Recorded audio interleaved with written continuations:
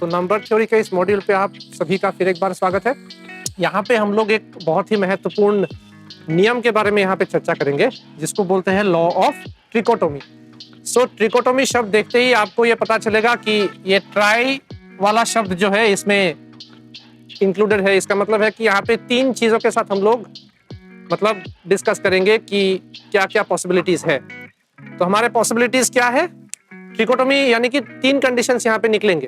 तो सबसे पहला लिख लीजिए, for any two natural numbers, यानी कि यहाँ पे नेचुरल नंबर्स की बात हो रही है।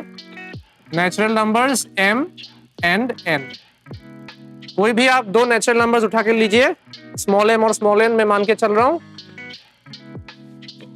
Only one of the following is true, only one of the following is true, यानी कि अगर हम कोई दो नेचुरल नंबर्स कंसिडर कर लेते हैं स्मॉल m और स्मॉल n, तो इनमें से मतलब किन में से मैं लिखूंगा अभी, सिर्फ एक ही सही होने वाला है, बाकी दो गलत होंगे। Number one m equal to n, number two m greater than n, number three m less than n। इन तीनों कंडीशंस में से सिर्फ एक ही कंडीशन जो है सही होगा, बाकी दो कंडीशंस जो है सेटिस्फाई नहीं होंगे यहाँ पे। जैसे कि मान लीजिए हमारे पास कोई दो नेचुरल नंबर्स है, मान लीजिए 2 और 3, ठीक है, 2 और 3। सो 2 को मैं मान के चलता हूं m और 3 को मैं मान के चलता हूं n। तो m और n में क्या रिलेशन होगा, तो m और n में क्या रिलेशन होगा, आप देखिए m इक्वल टू n तो हम नहीं लिख सकते। क्यों नहीं लिख सकते, क्योंकि यहाँ पे 2 है, यहाँ पे 3 है। हम सभी को पता है कि 2 इज नॉट इक्वल टू 3, सो ये वाला कंडीशन जो है सेटिस्फाई नहीं होता है।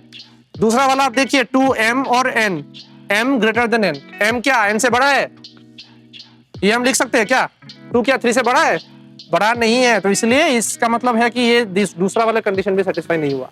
तो तीसरा वाला कंडीशन जो है सेटिस्फाई होगा ही होगा, क्योंकि इन तीनों में से एक कंडीशन सेटिस्फाई होगा ही।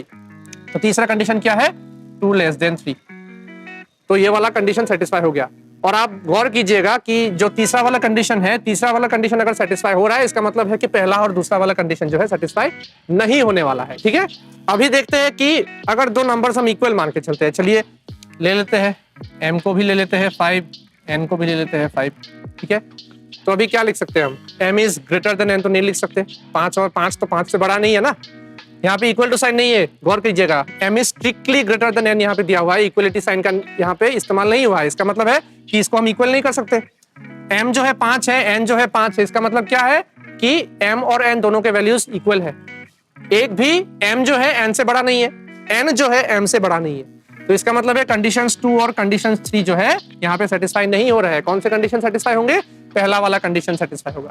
ठीक है, तो काफी आसान सा ये कॉन्सेप्ट है, इसमें आपको कोई प्रूफ नहीं चाहिए, सिंपल स्टेटमेंट जानना चाहिए आपको कि अगर आपके पास किन्हीं दो नेचुरल नंबर्स m और n दिए हुए हैं, तो इन तीनों कंडीशंस में से सिर्फ एक ही कंडीशन सेटिस्फाई होंगे। इसका मतलब है कि या तो m n के बराबर होगा, जैसे कि हमने यहाँ पे देखा।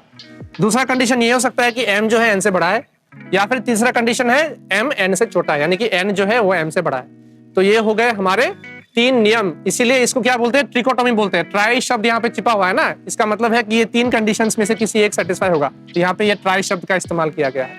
तो इस चीज को इस्तेमाल करके हम आगे भी काफी सारे प्रॉब्लम्स, काफी सारे थ्योरम्स, काफी सारे एग्जाम्स हम देखेंगे जो इस चीज के ऊपर बेस्ड होंगे। तो लॉ ऑफ ट्रिकोटोमी काफी आसान है, याद रखिएगा, याद रखने की कोशिश कीजिएगा। आपको अगर ये वीडियो अच्छा लगे तो चैनल को सब्सक्राइब कीजिएगा, वीडियो को लाइक कीजिएगा और अपने दोस्तों के साथ शेयर जरूर कीजिएगा। और अगर कोई डाउट है, अगर कोई पार्ट समझ नहीं आ रहा है, तो कमेंट सेक्शन में हमें बताइएगा, पूछिएगा, हम आपको क्लियर करने की कोशिश करेंगे। Thank you.